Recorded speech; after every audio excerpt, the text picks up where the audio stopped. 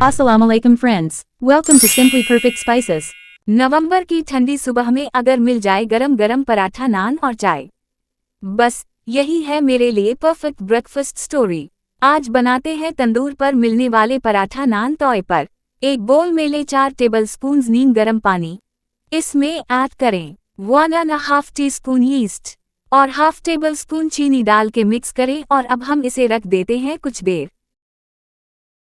ये मेरे पास है 2 कप मैदा, इसमें ऐड करें ½ टीस्पून नमक और ये देखें ये यीस्ट इस तरह हो गया है। ये डाल दें, साथ ही घी 1 टेबलस्पून ऐड करके मिक्स कर लेते हैं। 1/4 कप दूध ऐड करेंगे और गूंद लेंगे। ये देखें डो रेडी हो गई है। डो को ऑयल लगाकर ग्रीस्ड बोल में कवर करके गरम जगह रख दें।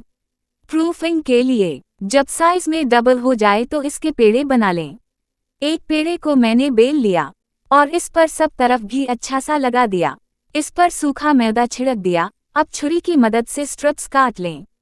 फिर इसको रोल कर दिया है, इस तरीके से इकट्ठा कर लिया। फिर से पीड़ा बना ली और थोड़ी देर के छोड़ देंगे। थोड़ी देर के बाद हम इससे दोबारा बेलेंगे अपनी मर्जी से जितना थिक चाहते हैं। बहुत पतला खाने में सख्त हो जाता है, थोड़ा थिक नान ही रखें।